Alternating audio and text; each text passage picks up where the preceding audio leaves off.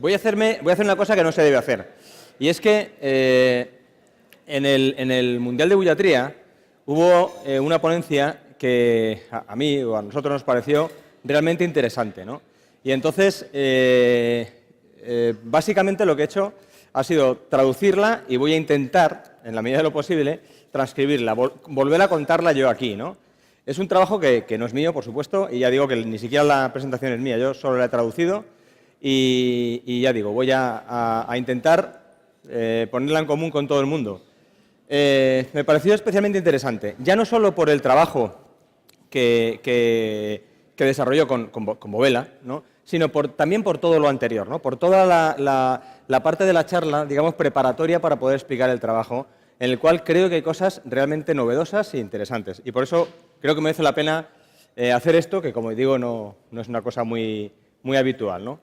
El investigador es James Arrott, este hombre, que es un investigador americano, bueno, que ha trabajado durante muchísimos años y sigue trabajando en inmunidad y especialmente con pestivirus, ¿vale?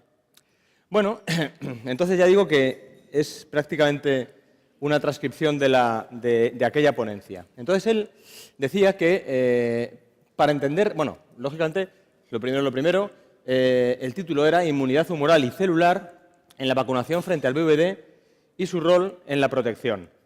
Ya aquí hay una cosa, bueno, que no es novedosa, pero sí es interesante porque es poco frecuente, y es que tenemos muchos estudios y muchos trabajos sobre inmunidad humoral.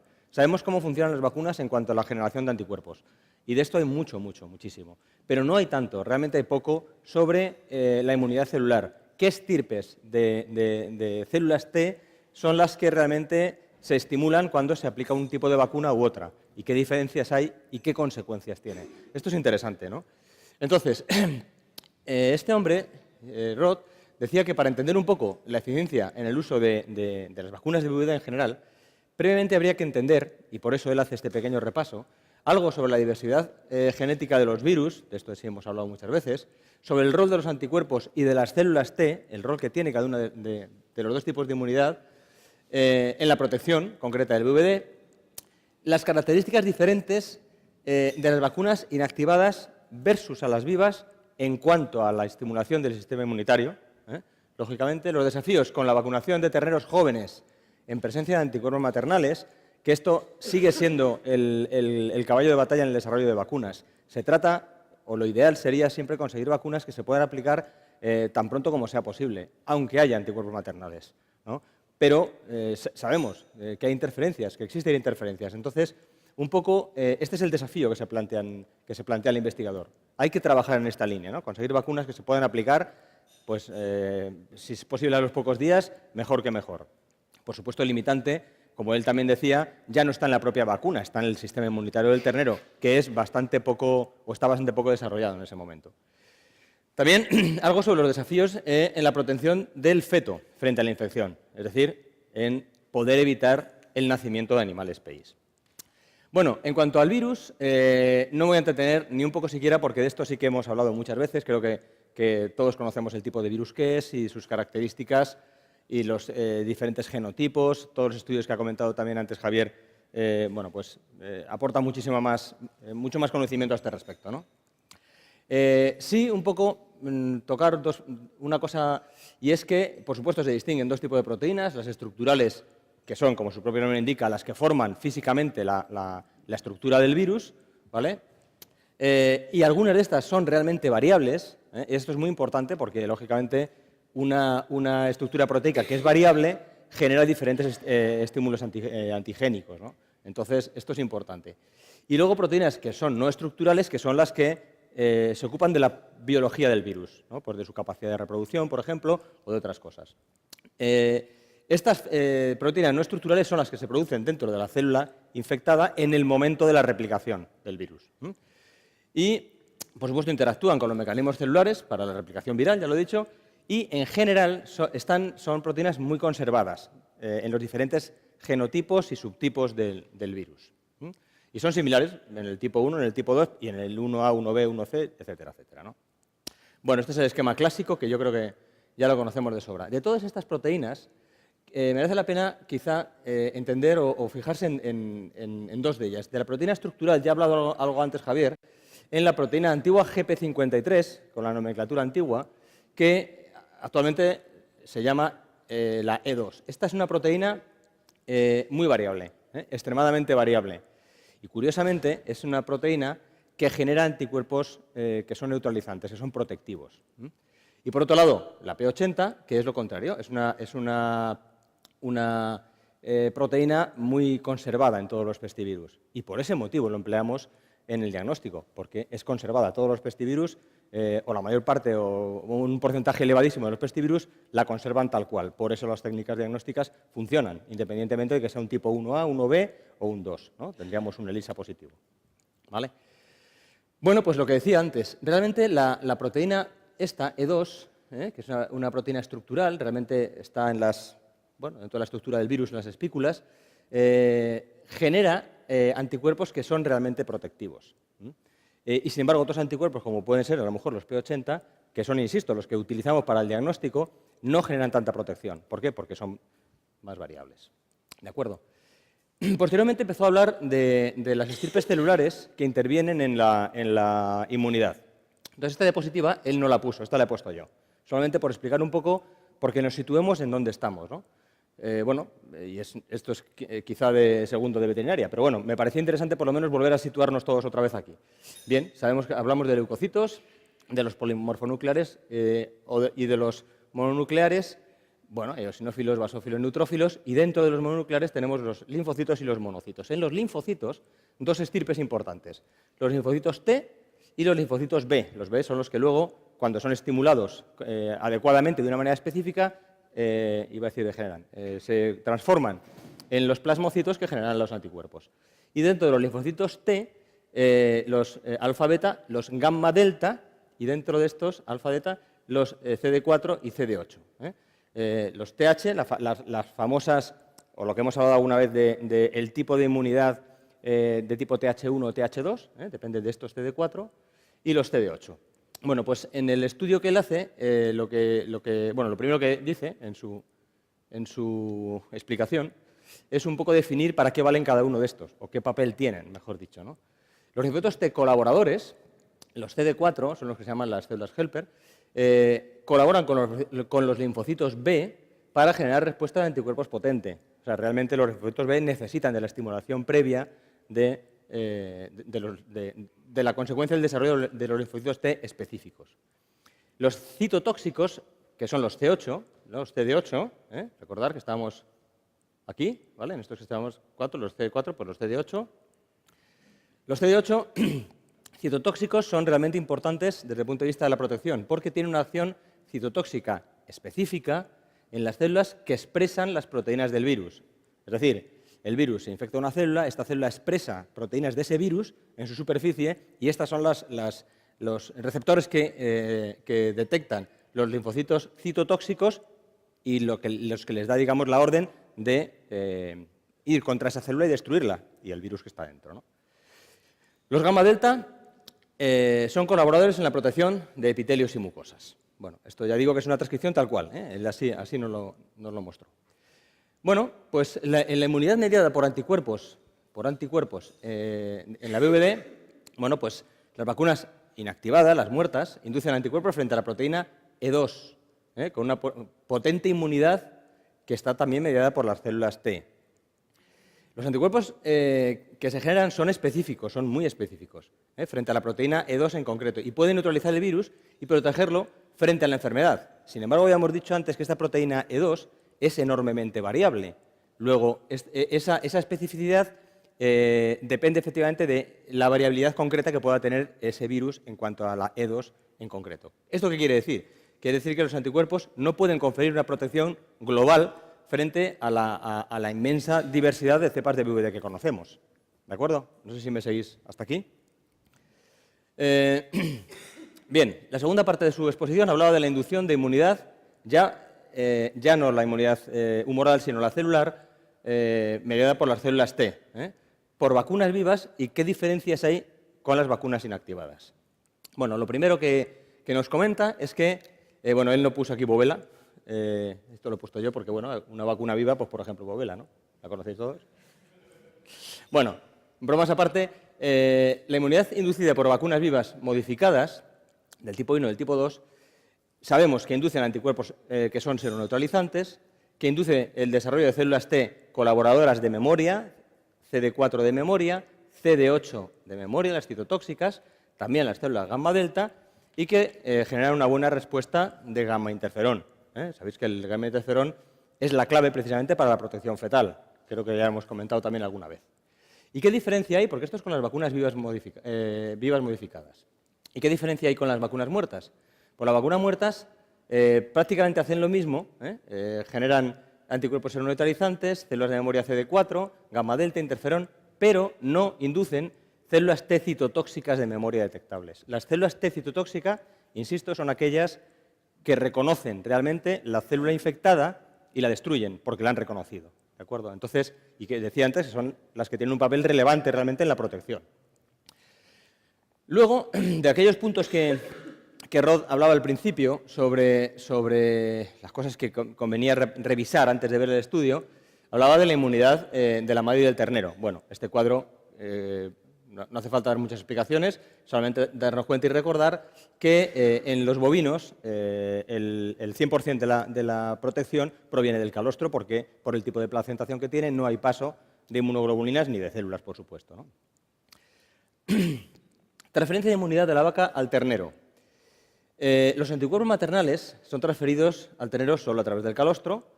No existe una transferencia significativa de células T mediadoras de inmunidad. Recalco lo de significativa. Hay transferencia de células, pero no es una transferencia elevada, no es una transferencia importante. Fundamentalmente lo que se transfiere a través del calostro son inmunoglobulinas. Los anticuerpos maternales solo protegen frente a aquellas cepas del virus que puedan neutralizar, es decir, solo protegerán frente a las cepas del virus iguales u homólogas o muy parecidas, por lo que decía antes, porque los anticuerpos protectivos precisamente lo son frente a la E2, que es variable. ¿De acuerdo? Los anticuerpos maternales, esta es una de las perlas que yo comentaba antes con Ignacio, los anticuerpos maternales pueden bloquear la respuesta humoral del ternero para producir otros anticuerpos. Y esto es importante. Esta es o sea, no solo que pueden interferir en el diagnóstico, que ya sabemos que lo hacen, sino que además un animal que tiene muchos anticuerpos maternales puede ser que limite, digamos, la capacidad de respuesta frente a una vacuna o frente a un desafío de un virus campo y que no genera nuevos anticuerpos. Y solo habla de anticuerpos, ¿vale? La duración de la inmunidad generada por los anticuerpos maternales sabemos que es muy variable y que depende del título de los anticuerpos inicial, de la calidad del calostro, del tipo de la cepa del virus en concreto, depende de muchos factores. Entonces, bueno, sabemos que pueden llegar a durar hasta un año, ¿vale? La interferencia puede ser que no sea tanto tiempo, pero también puede ser que duren unos pocos meses, 3, 4 meses, depende de muchas cosas, ¿no? No es una cosa que podamos poner ahí. Este es otro de las diapositivas que he traído yo, que no estaba originariamente, pero bueno, después de esta afirmación, los anticuerpos maternales pueden bloquear la respuesta humoral del ternero. Busqué la bibliografía correspondiente y, bueno, pues encontré esto, ¿no? Que dice precisamente esto, ¿no? Que los anticuerpos maternales bloquean la respuesta humoral, pero no la respuesta de células T. Esto es importante. Por lo tanto, es muy interesante generar respuestas celulares amplias cuando vacunamos y no solo respuestas humorales. Continúo con su exposición. Influencia de los anticuerpos maternales en el desarrollo de la inmunidad frente a un desafío de VVD. Los terneros expuestos a cepas virulentas de VVD en presencia de anticuerpos, cepas virulentas son cepas de campo, entendemos en un principio, ¿no? Aunque pudieran ser cepas vacunales, pero no serían virulentas, obviamente. Bueno, en primer lugar, desarrollan células T de memoria, CD8, CD4, gamma delta, que persisten varios meses. Hay otra referencia, ¿vale?, que ahora veremos. Otra cosa interesante es que no producen anticuerpos como respuesta a la vacunación. Este es otro dato interesante, o menos. Y aquí es donde tenemos que quizá pararnos a pensar qué relevancia tienen los anticuerpos como indicativo de protección. Es un dato que tenemos que empezar a ver ahora. Por supuesto, se hacen seronegativos a la VVD una vez que los anticuerpos calostrales han desaparecido, esto es lógico. Y otra de las perlas famosas es que estuvieron protegidos frente a un desafío de VVD en ausencia de anticuerpos detectables. O sea, que cuando ya no había anticuerpos, sin embargo, estos animales seguían protegidos. Y esto, bueno, este es el estudio que yo he buscado un poco para ver en qué se basaba esta afirmación. Y bueno, pues encontramos esto, ¿no?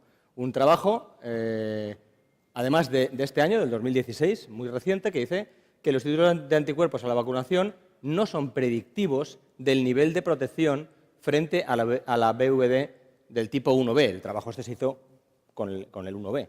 No sé, supongo que podrá, o no lo sé, si podrá ser aplicable al 1C o al 2A, eso no lo sé. El trabajo se hizo con el 1B, en el Bos indicus y en el Bos taurus stirs. Bien, esta es otra de estas cosas que creo que son realmente interesantes. La influencia de los anticuerpos maternales en el desarrollo de inmunidad generada por una vacuna viva, vía intramuscular. ¿Cómo influyen los anticuerpos cuando yo utilizo una vacuna viva? ¿Vale? La vacunación con una vacuna viva frente a los anticuerpos vía intramuscular entre la primera y octava semana de edad en presencia de anticuerpos maternales. Primero, falló. Bueno, una cosa que debo decir es que el estudio se hizo con esta vacuna. Esta es una vacuna que se llama Spres 5, es una vacuna polivalente, viva, que tiene VVD. Es una vacuna que no se comercializa en Europa, es una vacuna americana. Fue con la que se hizo el trabajo. Entonces, fallaron en la inducción de anticuerpos detectables. No había anticuerpos cuando vacunábamos a animales muy jóvenes con anticuerpos maternales. Pero sí inducía células T de memoria, CD4, CD8 y gamma delta, lo cual quiere decir que el sistema inmunitario sí que está... vaya, se me dio la palabra. Sí que está estimulado, ¿no? Sí que está estimulado. Y luego otra cosa es que sí que confería protección frente a un desafío después de la desaparición de los anticuerpos maternales. O sea que realmente no desarrollaba anticuerpos, pero sí estaba protegida. ¿Por qué? Porque había una inmunidad celular, ¿no? Que es la que realmente se estaba encargando de esa protección. Los retos que se planteaban, ya decía en un principio, de proteger al feto de la infección, la protección fetal requiere una potente respuesta de anticuerpos, pero también de células T en la vaca. La administración de vacunas vivas antes de la cubrición para inducir una respuesta de anticuerpos y de células T es el reto conseguido, digamos.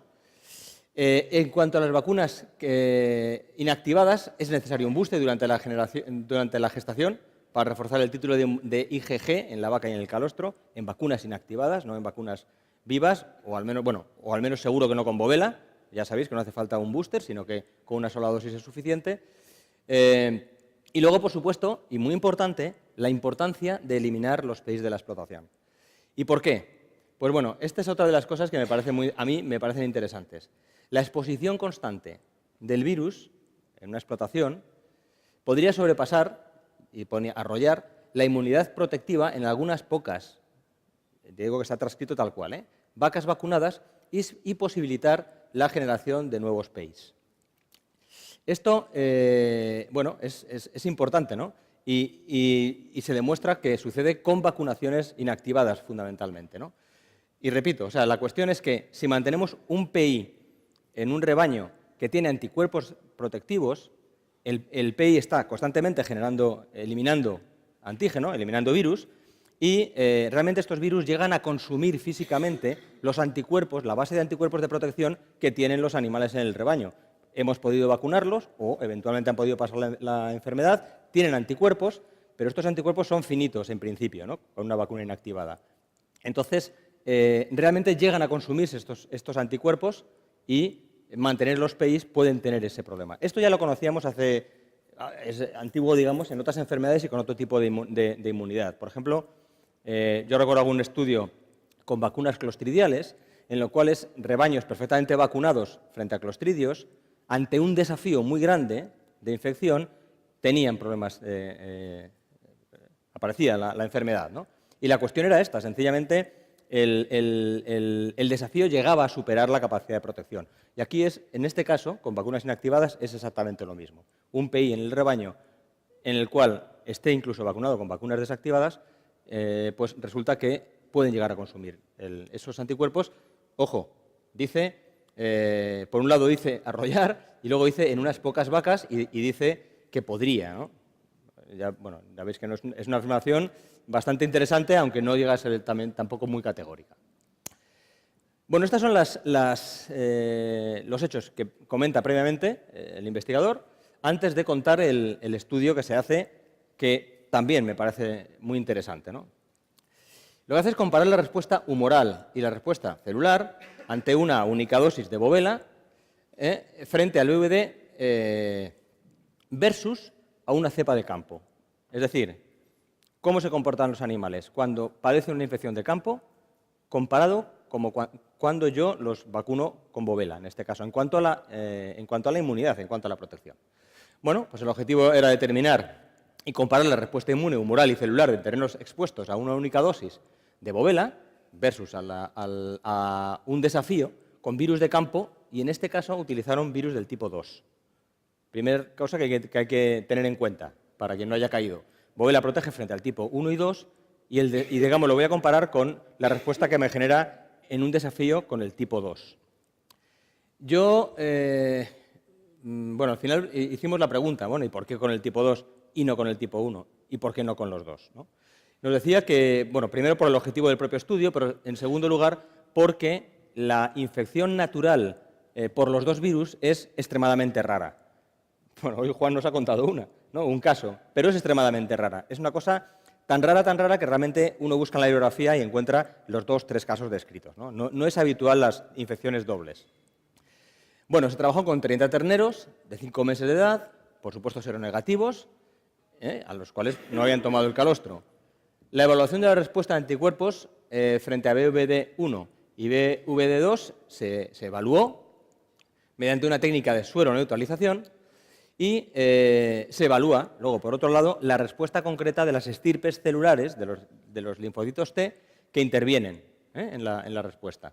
Los CD4, los CD8, los gamma delta, ¿vale?, a las 5, 6 y 7 semanas después de la exposición. Bueno, el resultado es este. Lo que hace es que, por supuesto, evalúa, por un lado, la respuesta para una estirpe de celular, esta, de células T, la CD25, bien, lo hace también para el gamma interferón y lo hace también para una interleuquina, que sabéis que es un mediador de inmunidad, la interleuquina 4, que también es un mediador, digamos, de las células T, ¿no? Es el que transmite información, digamos, en el sistema inmunitario.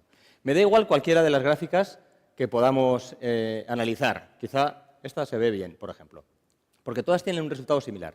Un grupo recibe una solución que es PBS, que es un tampón, ¿vale? Es lo que se le pincha a esos animales, una especie de placebo. Es un grupo control. El segundo grupo, el verde, recibe el desafío con el VVD de tipo 2. Y el tercer grupo está vacunado con bovela. Y abajo estamos viendo la respuesta para todos los índices que se analizan, y ya por separado, CD4, CD8 o los gamma delta, las diferentes estirpes celulares. Es curioso ver el resultado. Por un lado, en esta gráfica corresponde al tipo 1 y por otro lado al tipo 2. Bien, esta gráfica parece bastante lógica. PBS no tendría por qué generar ninguna respuesta, genera una pequeña respuesta. El motivo, estábamos discutiendo antes incluso de esta misma mañana, sobre si el PBS contenía algún alergeno o si contenía proteínas. El PBS, hasta donde yo sé, no contiene proteínas, es una solución tampón. ¿Es así? Javier, te pregunto a ti. Bueno, creo que sí, es así, ¿no? Es la que se utiliza habitualmente para diluir los cartílagos y tal, y es un tampón. No tendría por qué. Bueno, en realidad genera una respuesta que yo hubiera esperado que fuera 0, pero genera un poco, no sé por qué. La respuesta para el grupo que es estimulado con el BVD del tipo 2 es muy baja, claro, porque estamos analizando el tipo 1 y es una respuesta del tipo 2. Y, por supuesto, la respuesta de bovela es muy alta porque genera protección frente al tipo 1 y frente al tipo 2. Hasta aquí todo normal. Lo que llama realmente la atención es esta otra gráfica, desde mi punto de vista. La PBS se comporta exactamente igual. El desafío frente a un BVD, una cepa de campo de BVD del tipo 2, genera una protección, bueno, quizás superior a la del tipo 1, pero lo que es curioso es que bovela, la fracción 2 de bovela, genera mucha mayor protección, mucha mayor expresión, si queréis, que es lo mismo al final, de esta estirpe celular en concreto, incluso incluso que el grupo al cual se ha desafiado con la cepa de campo. Esta es quizá la diferencia más importante. Y sucede lo mismo esto es con todas, con la CD4, con la CD8 o con el gamma delta. Esto, que el gamma delta sea tan alto, es la explicación de por qué Bovela previene frente al nacimiento de PIs. Ya también creo que hemos comentado en alguna otra ocasión este hecho, ¿no? Al final, bueno, no voy a repetir el hecho que ya lo conocéis. Esto sucede con el 25, en relación unas con otras, sucede con el interferón gamma y sucede con la interleuquina que se analiza. Insisto, lo que llama la atención es que la respuesta frente al tipo 2 de Bovela sea incluso superior a la del grupo en el cual se estimula con una cepa de campo agresiva de tipo 2.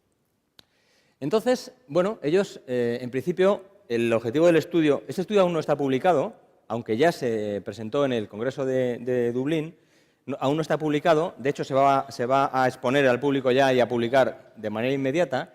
Entonces, esta parte vacía, en blanco, supongo que la rellenarán los investigadores cuando lo presenten. Y ahora, o después en la mesa ronda, si queréis, podemos hablar de qué es lo que debiera poner aquí.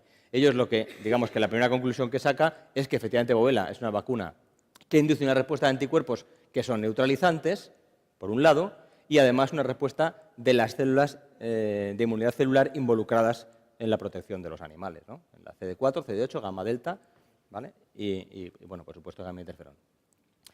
Y ya digo, lo que aquí cabría poner es algo que podemos comentar si queréis después, y es una consecuencia, yo creo que se puede deducir de estas gráficas, ¿no?